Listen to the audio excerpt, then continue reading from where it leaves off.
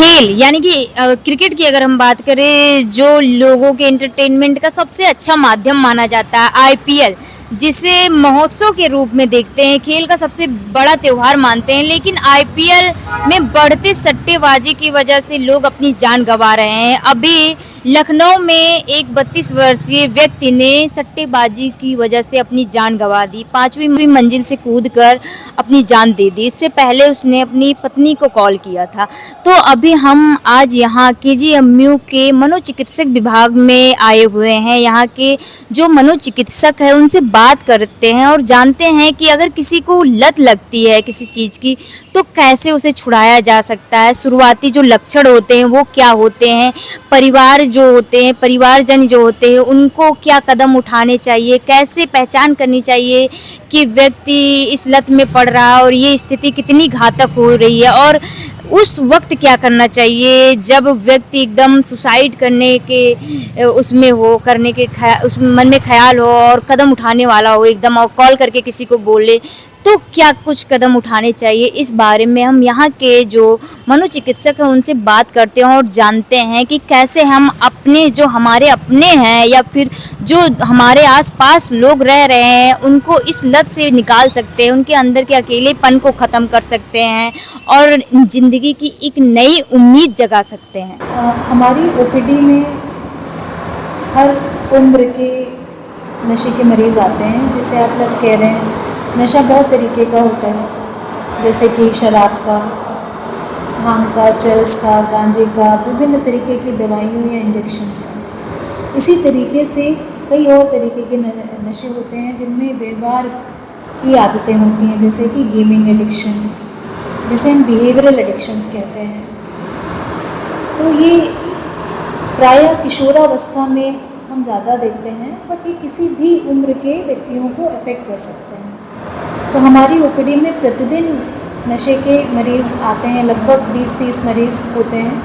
ख़ास तौर से यहाँ पर मंगलवार और बृहस्पतिवार के दिन एडिक्शन ओपीडी चलती है, जिसमें ये संख्या बढ़कर लगभग 40-50 तक देखी गई है। मैम, अगर किसी को लत लग जाती है, मतलब फैमिली वाले कैसे पहचाने कि उनके घर पर जो व्यक्ति है वो किसी लत में पड़ रहा है, कैसे, या फिर उसकी लत ना पड़ने दे, शुरुआती जो कदम होते हैं वो क्या होना चाहिए? मनीषा, बहुत अच्छा प्रश्न है कि हम शुरुआती लक्षण कैसे आइडेंटिफाई करें कि किसी मरीज़ को नशे की आदत हो रही है। तो शुरुआत जो नशे की होती है, अक्सर देखा जाता है कि व्यक्ति या बच्चा एक्सपेरिमेंट के तौर पर या पीयर प्रेशर में शुरू करता है कि बच्चे के किसी दोस्त ने कहा चलो आओ ट्राई करते हैं, या कि कोई नई चीज़ है और हमें एक सेंसेशन सीकिंग हो रही है और उसमें व्यक्ति ट्राई करता है। तो पहली बार बहुत लोगों का एक्सपीरियंस अच्छा नहीं रहता है, वो कई ऐसे होते हैं जो टॉलरेट नहीं कर पाते हैं। फिर वो जब कुछ पेशेंट्स को अच्छा भी लग जाता है तो वो दोबारा इस चीज़ को ट्राई करते हैं। ऐसे ही दोबारा, तिबारा, चौबारा जब वो कई बार होता है और हर बार उसको एक अच्छी अनुभूति होती है, और ये अच्छी अनुभूति होती है ब्रेन में रिवॉर्ड सेंटर एक्टिवेट होने से। क्योंकि कोई भी तरीके की आप एक्टिविटी करते हैं, अब वो चाहे नशा हो या एग्ज़ाम में फर्स्ट आना हो, दोनों में ही डोपामिन रिलीज़ होता है ब्रेन से, और ये जो सुखद अनुभूति होती है, जो ये रिवॉर्ड होता है, इसके लिए व्यक्ति वो चीज़ बार बार करता है। पहले जो अमाउंट, जिस नशे की मात्रा से उसको वो चीज़ प्राप्त होती थी, वो धीरे धीरे कम होने लगता है, तो उतने ही सुखद अनुभूति के लिए उसे नशे की मात्रा भी बढ़ानी पड़ जाती है, और इस तरीके से वो नशे के चंगुल में फंसते जाते हैं। जैसे कि चीज़ों को अवॉइड करना, रिस्पॉन्सिबिलिटीज़ को अवॉइड करना, व्यवहार में परिवर्तन आने लगना, चिड़चिड़ापन होने लगना, पारिवारिक जनों से किसी से भी लड़ाई झगड़ा करना, पैसे की बहुत अधिक मांग करने लगना, प्रोडक्टिविटी कम हो जाना, स्टूडेंट्स का पढ़ने में कम मन लगना। तो एक तरीके से व्यवहार में जो चेंजेस होते हैं, घर वाले यदि वो भी आइडेंटिफाई कर पाते हैं तो हम शुरुआती दौर में भी इस चीज़ को पकड़ सकते हैं। तो घर वाले इस चीज़ को पहचान कर वो बचाव कर सकते हैं। बिल्कुल। ये जो लक्षण होते हैं कि जैसे समझ लीजिए किसी को लत लगी, तो हम मान के चलें कि जैसे सपोज दैट मैं किसी के कोई गेम खेल रही हूँ, कितना चांस है कि वो कितने दिन बाद वो लक्षण दिखेंगे, देखिए, ये बहुत पेशेंट्स में वेरी करता है। कई लोगों को 1-2 बार खेलने से ही वो चीज़ इतनी ज़्यादा अट्रैक्ट करती है कि वो एडिक्शन में फँस जाते हैं, और कई पेशेंट्स में वो चीज़ जो होती है काफ़ी 4-5 या 6-7 अटेम्प्ट, तो इसका कोई सेट रूल नहीं है कि कोई कितनी जल्दी नशे की आदत में फँस सकता है, तो ये वेरी कर सकता है। में तो फिर परिवार को जो शुरुआती कदम है वो क्या उठाने चाहिए कि अगर किसी को लत लगी तो उनको क्या करना चाहिए कि वो खुद से बचा सके। सबसे पहली बात है कि नॉन जजमेंटल रवैया होना चाहिए। ये भी मरीज़ हैं, इन्हें भी मदद की ज़रूरत है।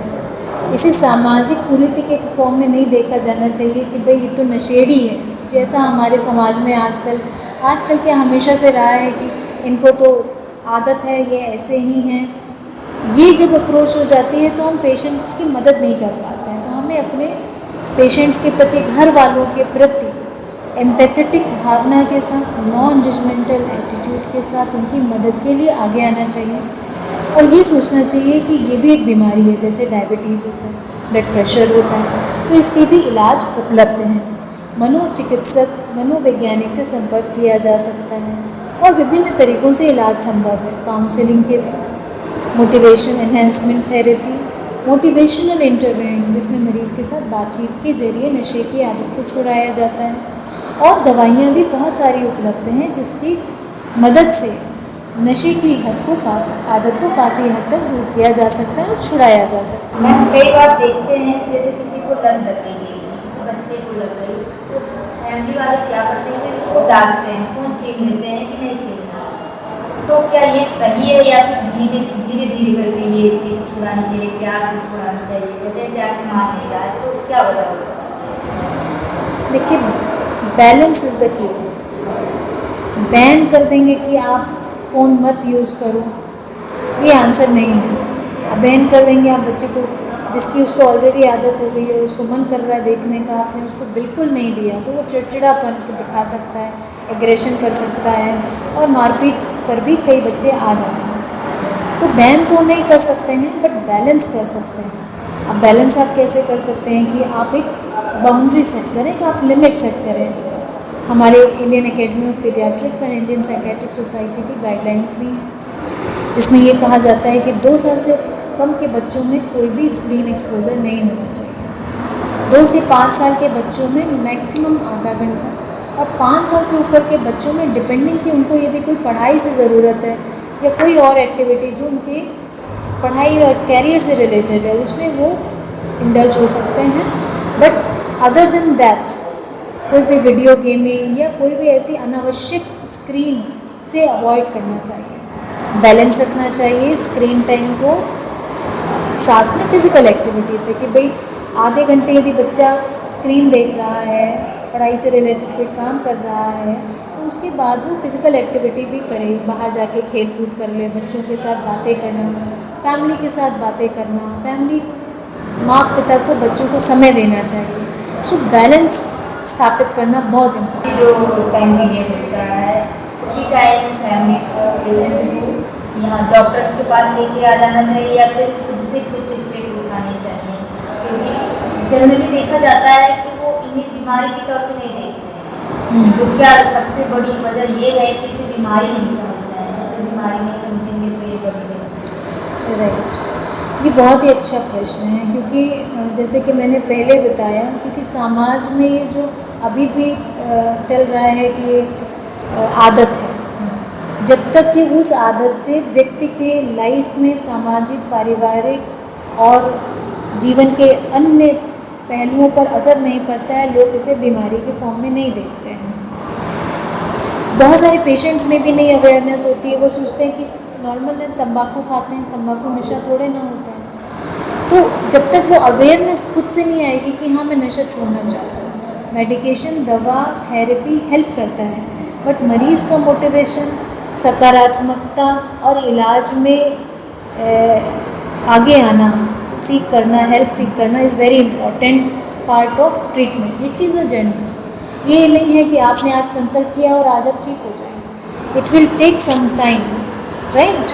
परिवार के लोगों को भी आगे आना चाहिए, अपने मरीज़ को काउंसल करके मनोचिकित्सक से उचित समय रहते सलाह लेनी चाहिए। अगर जैसे ये जो अभी जिसकी डेथ हुई है, इन्होंने कॉल करके वाइफ को हमें बताया था, तो अगर ऐसी स्थिति आ जाती है तब फैमिली को क्या कदम उठाने चाहिए? समझ लीजिए कि जैसे कोई नहीं था उनके घर पे और उनमें कोई अगल बगल की पहचान का नहीं है जिनके पास वो कॉल कर पाए, तो फिर ऐसी स्थिति में कौन सी बात होनी चाहिए जो उनके मन में ज़्यादा वो चीज कर सके, ऐसे कदम उठाने से रोक सके?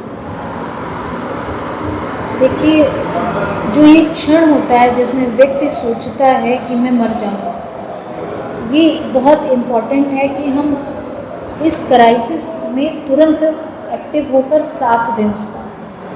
जैसे कि इन्होंने अपनी पत्नी को फ़ोन किया, बट वो प्रॉपर सपोर्ट कैसे स्थापित करना है ये इम्पॉर्टेंट है। क्राइसिस इंटरवेंशन हम जिसे कहते हैं कि व्यक्ति यदि फ़ोन कर रहा है तो उसको फ़ोन पर ही बनाए रखें, आप फ़ोन पर ही उनसे बात करते रहें जब तक आप कोई इमीडिएट हेल्प उनको ना प्रोवाइड कर पाएँ, किसी दूसरे पड़ोसियों से कहकर या किसी फैमिली मेम्बर को कहकर, या बिल्डिंग में रहते हैं तो गार्ड को कहकर, या आसपास आप जिससे भी मदद पहुंचा सकते हैं।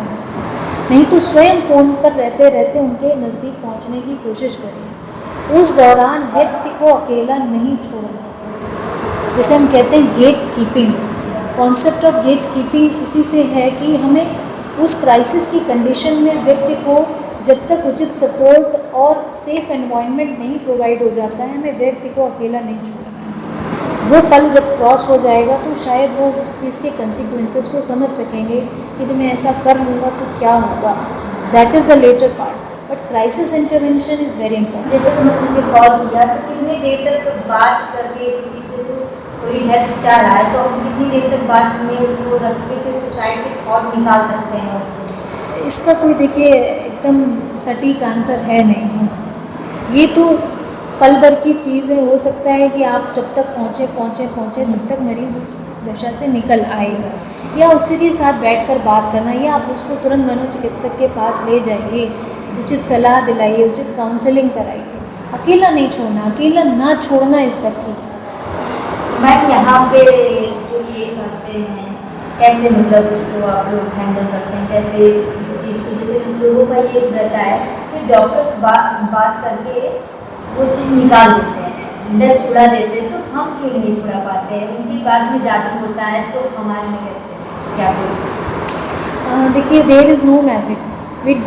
हम कोई मैजिक नहीं कर रहे हैं यहाँ बैठकर। It is a scientific process कि हम डॉक्टर्स होते हैं जो किसी मरीज़ को लो, मीडियम और हाई रिस्क ऑफ सुसाइड की कैटेगरी में डिवाइड करता है। तो यदि मान लीजिए लो और मीडियम रिस्क है तो वो हम फैमिली काउंसलिंग, प्रोटेक्शन के क्या क्या मेथड्स होते हैं वो हम इमीडिएट उस चीज़ को ज़्यादा फोकस करते हैं।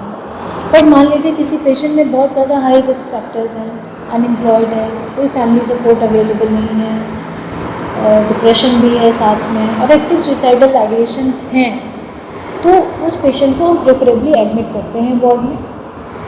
दोनों तरीके से ट्रीटमेंट होता है, मेडिसिन से भी और थेरेपी से। तो थेरेपी जो हम प्रोवाइड करते हैं that is scientific and structured therapy, जिसमें हम कॉग्निशन पे काम करते हैं कि जो डिप्रेसिव कॉग्निशन है या सुसाइडल आइडिएशन है वो क्यों आ रहे हैं, उसके पीछे वजह क्या है, राइट। उसको कॉग्निटिव बिहेवियर थेरेपी, राइट। तो कॉग्निशन पे काम करके उसके नेगेटिव थॉट्स को कैसे हम पॉजिटिव थॉट में कन्वर्ट कर सकते हैं और कैसे एक सकारात्मक चेंज ला सकते हैं। So it is a process, it's not just कि we are talking and the thoughts will disappear. ऐसा नहीं होता है।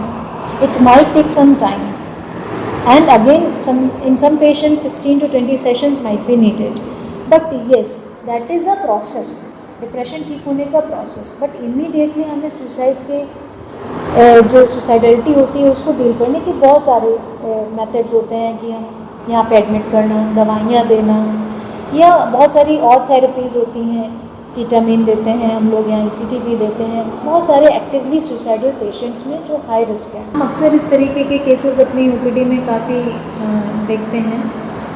यहाँ मैं एक केस बताना चाहूँगी कि एक यंग फीमेल थी जिन्हें डिप्रेशन के सिम्टम्स आ रहे थे, साथ में तंबाकू का भी एडिक्शन था, नशे की आदत थी। and she was having depressive symptoms for last 1 to 2 years. Treated with multiple medications, no response. और उनका डिप्रेशन बढ़ते बढ़ते इतना ज़्यादा हो गया कि उन्होंने सुसाइड करने की भी कोशिश करी। वो मेरे अंडर ही एडमिट हुई थी और हमने उनको फिर चूँकि दवाइयों से कोई इफ़ेक्ट नहीं आ रहा था ज़्यादा, तो हमने उनको ECT दी थी, जिसे हम कहते हैं electroconvulsive therapy, very scientific sophisticated treatment method in psychiatry, जिसमें पेशेंट को सुसाइडल आइडिएशंस आ रहे हैं और किसी भी दवा से जब रिस्पॉन्स नहीं आता है, काफ़ी सीवियर कंडीशन होती है, तो ECT से बहुत अच्छा रिस्पॉन्स देखा गया है। और वो पेशेंट इतने within 10 to 12 sessions she improved very much, and she is still in my follow-up since last 2 to 3 years and doing very well. So this gives hope that it is treatable if the help is sought on time.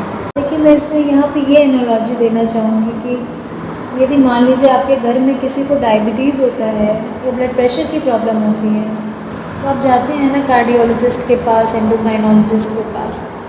तो जब कभी किसी को नशे की बीमारी हो रही है जो एक मानसिक बीमारी होती है, तो आपको मनोचिकित्सक से सलाह ज़रूर लेनी चाहिए, क्योंकि हेल्प से आपके किसी भी निकटतम व्यक्ति का जीवन परिवर्तन हो सकता है, जीवन में सुधार हो सकता है और वो अपनी क्वालिटी ऑफ लाइफ को एंजॉय कर सकता है।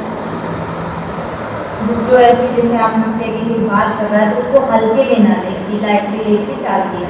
और यदि मान लीजिए किसी व्यक्ति को सुसाइडल आइडिएशन आ रहा है और वो आपसे एक्सप्रेस कर रहा है, तो आप उसको लाइटली मत लीजिए, क्योंकि किसी भी वार्निंग को अवॉइड करना किसी व्यक्ति के जीवन के लिए घातक साबित हो सकता है। तो यदि आपसे ये एक्सप्रेस कर रहा है, आप उसको सुने, लिसन केयरफुली और साथ में बैठें, बातचीत करें। कई बार बातचीत करने से भी समस्याओं को सुलझाया जा सकता है। और यदि मान लीजिए लगता है कि इन्हें प्रॉब्लम है, सीवियर प्रॉब्लम है, तो आप स्पेशलिस्ट के पास इनको ले जाइए। Thank you so much ma'am. आपके राज्य की खबरें, आपके शहर की खबरें सबसे पहले जानने के लिए देखते रहें अमर उजाला। चैनल को सब्सक्राइब जरूर कर लें और पाएं हर अपडेट।